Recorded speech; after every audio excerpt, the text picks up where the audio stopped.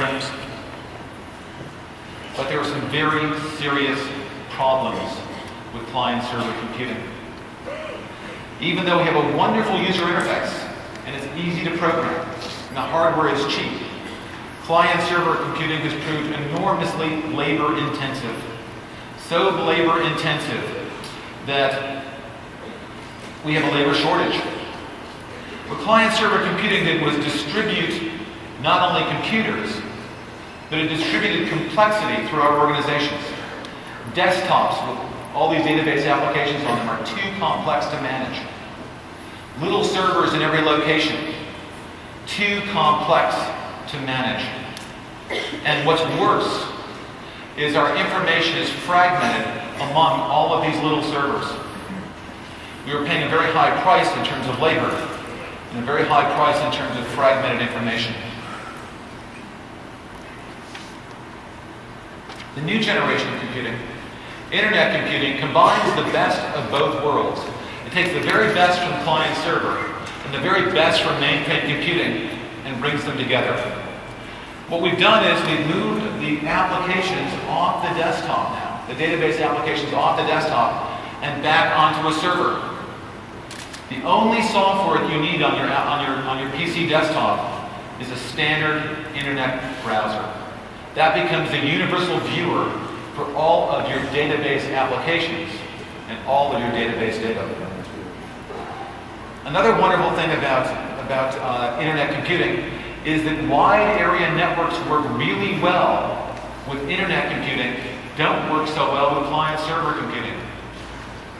So suddenly, we can have a small number of application servers, a small number of database servers, and distribute that information globally across a moderately slow, wide area network.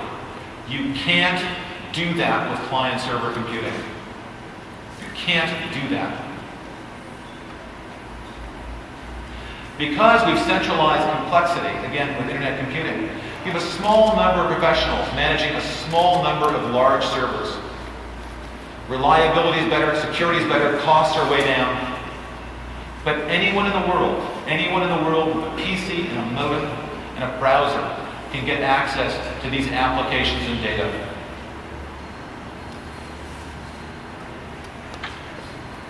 I'm going to repeat myself. The internet. In their Microsoft repository open standard. Well, Customers can split again? I think customers are always split. That's called choices. Being split is not necessarily a bad thing. We have a Democratic Party, we have a Republican Party, we have open systems, we have Microsoft.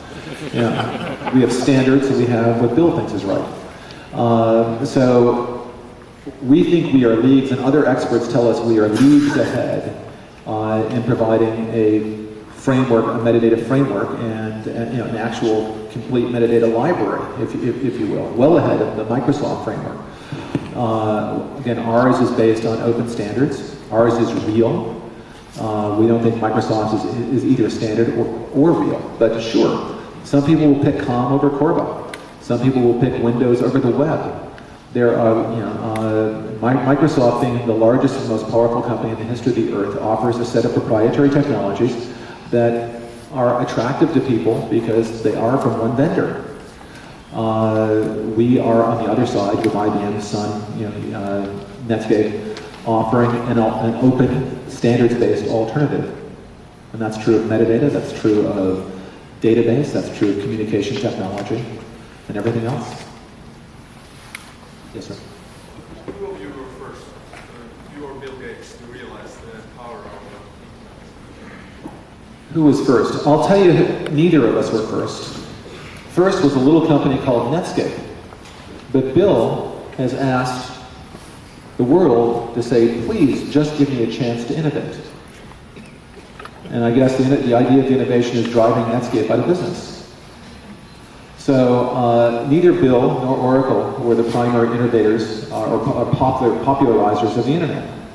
It was a bunch of people at universities, government laboratories, and a little company called Netscape that did a brilliant set of innovations that really are transforming our industry.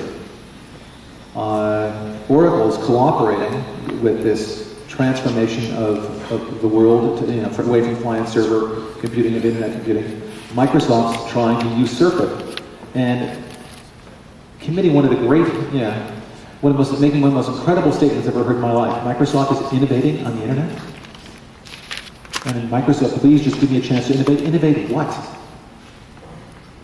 I mean, so again, neither Bill nor I can take credit for being ahead of the pack on the internet.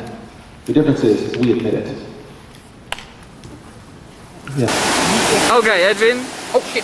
How do you see the things going on with Microsoft and the Commission at the moment? And are you surprised that Intel has now as well set against Microsoft? And do you basically see that this what the Commission is doing is right? Because maybe sometimes the Commission will, if they have that much market share in the database area, you have to come to the Commission as well.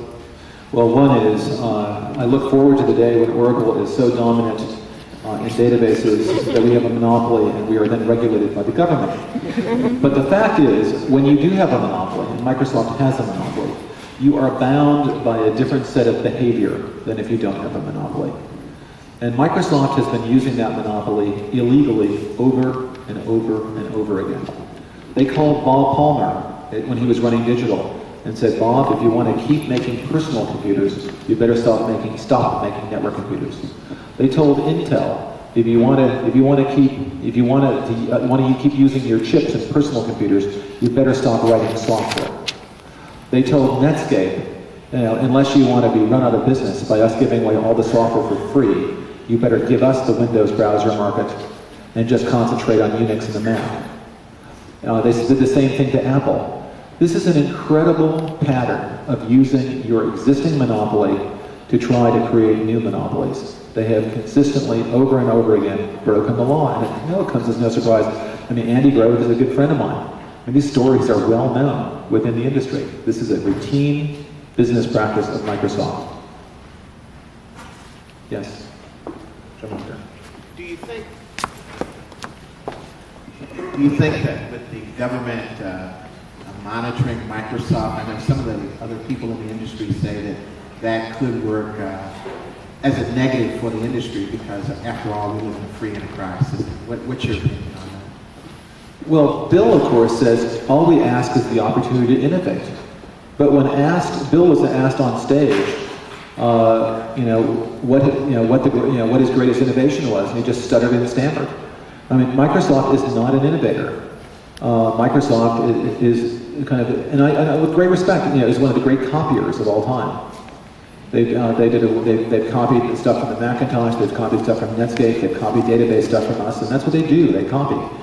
But I think the government, when someone breaks the law over and over and over again, the government's job is to get them to stop breaking the law.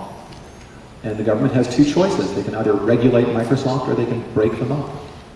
I think the government should break Microsoft up into two companies where each company has access to all the software. And I think that's very important. So, give Ballmer one company, Gates another company. They both have Windows NT, they both have Windows 98, they both have Office, and let them compete.